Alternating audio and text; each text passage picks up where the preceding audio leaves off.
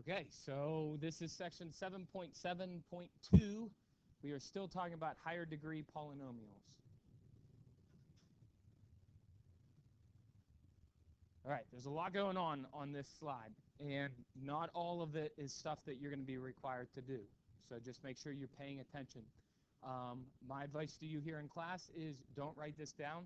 Print it out from the Google Drive, okay? All right, on this slide, we are starting with the equation y equals 2 times the quantity x minus 3 times the quantity x minus 5 times the quantity x plus 4 squared. And this is the first time, really, that we are seeing something squared like that. So what is it that we're doing here? Well, all the math that you see done here is the algebra to convert from factored form to general form. We've done this math with quadratics already in the past. All I'm doing is I'm multiplying things together. All right, I'm going to talk through the algebra here. This is not necessarily something that you're going to be asked to do on a homework or a quiz or a test. So first thing I'm doing is I'm distributing the 2 to the x minus 3. So 2 times x, 2 times negative 3, I get 2x minus 6. Very simple algebra. Then I FOIL 2x minus 6 times x minus 5. So first terms are 2x and x multiply together to give me 2x squared. Outside terms, 2x and negative 5 multiply together to give me negative 10x. Inside terms, negative 6 times x multiply together to give me negative 6x. And finally, negative 6 times negative 5 gives us positive 30. Right? It's just the FOIL method, nothing new there. Now we know that by the time we get down to this step, that whenever we have x plus 4 squared, that means x plus 4 times x plus 4. Right? So I just simply write that out as you see it there. Then I FOIL these two things together to get this trinomial. Again, first terms, x times x gives me x squared. Outside terms, x times 4 gives me 4x. Inside terms, 4 times x gives me 4x. And last terms, 4 times 4 gives me 16. Right? Again, just a FOIL method, nothing new. These are like terms, so I combine them to get that positive 8x right there. So that brings me to the point of having two quadratics being multiplied together. In order to multiply these together, we have to take each term in the first quadratic and distribute it to each term in the second quadratic. So let's talk through it. 2x squared times x squared is 2x to the fourth. 2x squared times 8x is positive 16x cubed. 2x squared times 16 is positive 32x squared. Now we go on to the next term, the negative 16x. Negative 16x times x squared is negative 16x cubed. Negative 16x times 8x is negative 128x squared. Negative 16x times 16 is negative 256x. And then we go on to the last term, this positive 30. 30 times x squared is 30x squared. 30 times positive 8x is positive 240x. 30 times 16 is 480. Now we combine like terms.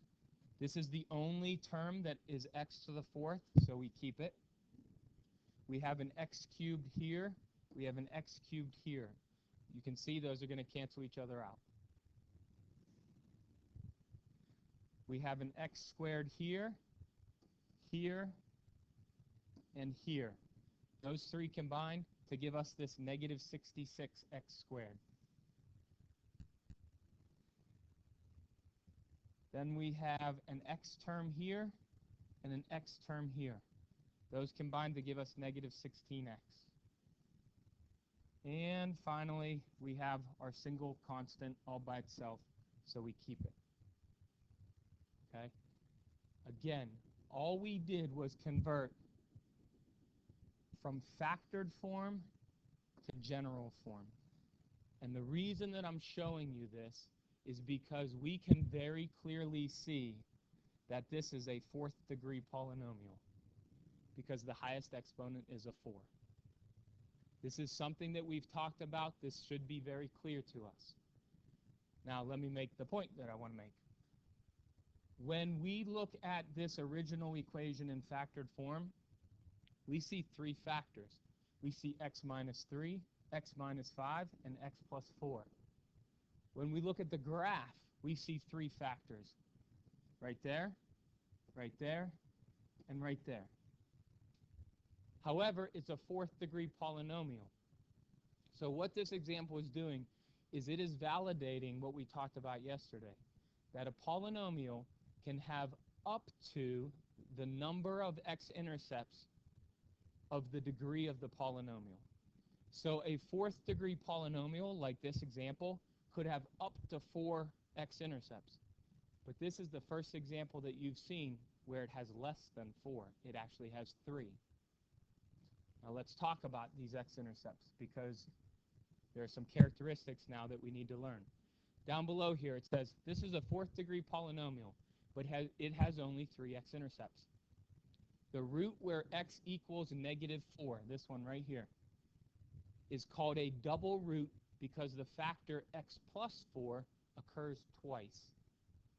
When we look at the equation up above in factored form, again, we see that this factor x plus 4 is being squared. That's because that's the double root. Let's look at the graph, because a double root has a very specific type of graph. If you notice here at x equals negative 4, the graph comes down, it touches, and then it bounces back up. That is always an indication of a double root. So if we're looking at the equation, we're looking for the squared. That tells us that it's a double root. If we're looking at the graph, we're looking for the graph to bounce. That's the indication that it's a double root. This is a second example. All right. Again, I've done all the algebra to convert it from factored form to general form. And the reason that I've done this is to simply show you that this, again, is a fourth degree polynomial. However, if you look at the equation, we have 1, 2, 3 x-intercepts. And if you look at the graph, we have 1, 2, 3 x-intercepts. So this example is just like the last one. It's a fourth degree polynomial, but it only has 3 x-intercepts. Well, let's go back to the equation again. X minus 3 squared. That tells us that that is a double root, right? When x equals positive 3, we should see this graph bounce. And that's exactly what is happening right here. You can see the graph goes up, it touches the x-axis, and it turns right back down. So same as the previous example, we can see the double root in the equation, and we can see the double root on the graph.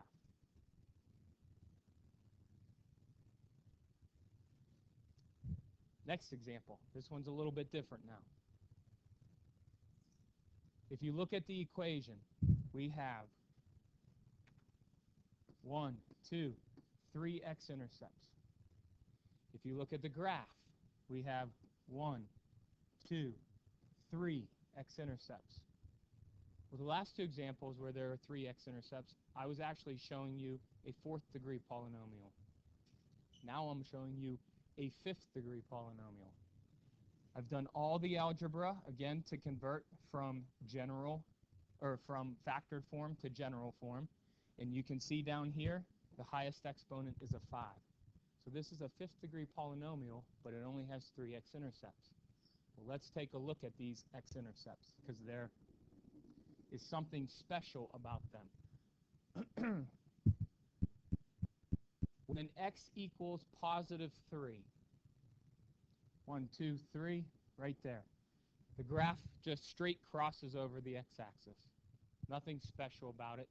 That's why this factor x minus 3 right here in the equation has an exponent of a 1, right? It just occurs one time.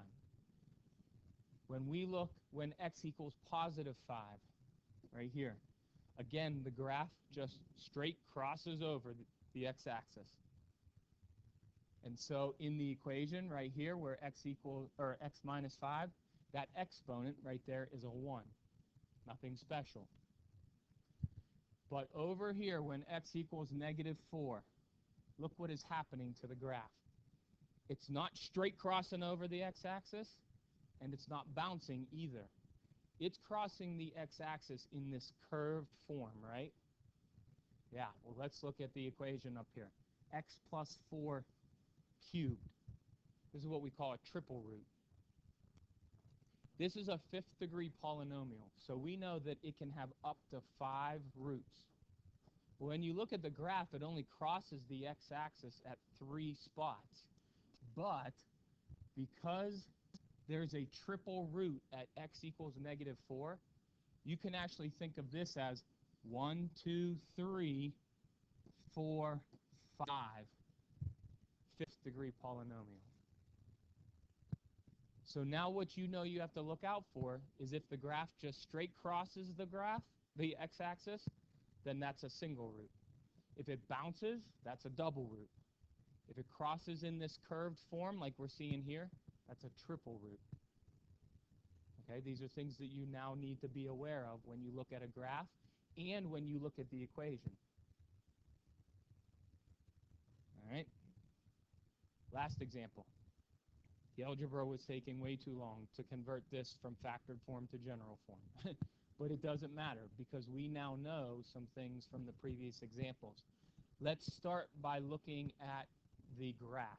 Okay, so don't look at the equation. Let's look at the graph.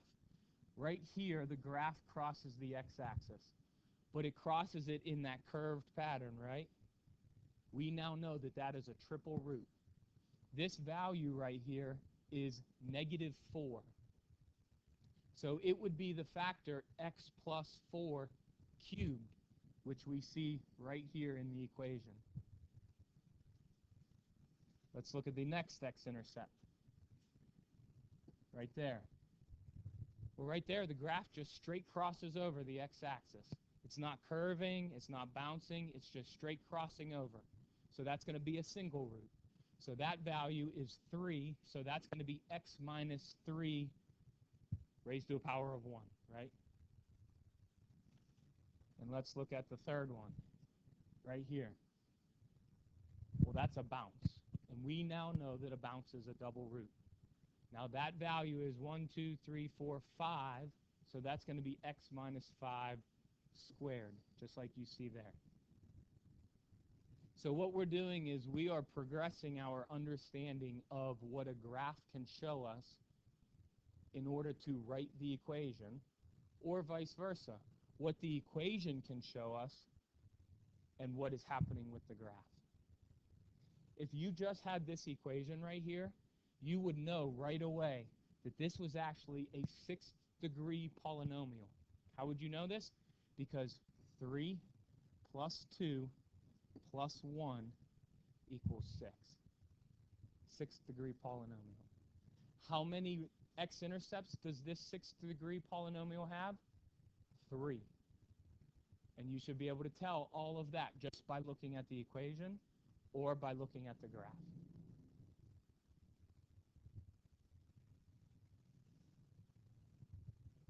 So if we put all of this stuff together, this is what we've concluded. A factor raised to the power of 1 results in an x-intercept that crosses the x-axis. A factor raised to the power of 2 results in an x-intercept that touches but does not cross the x-axis. This is what I'm calling bounce, right? The graph bounces off the x-axis.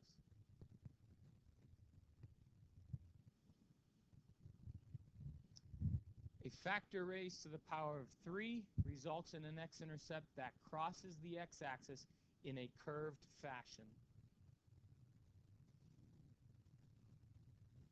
And this last one is true, but we can't really tell just from the examples that we looked at. But if the power of the factor is odd, the graph crosses the x-axis. Whereas if the power of the factor is even, it touches, but does not cross the x-axis at that value.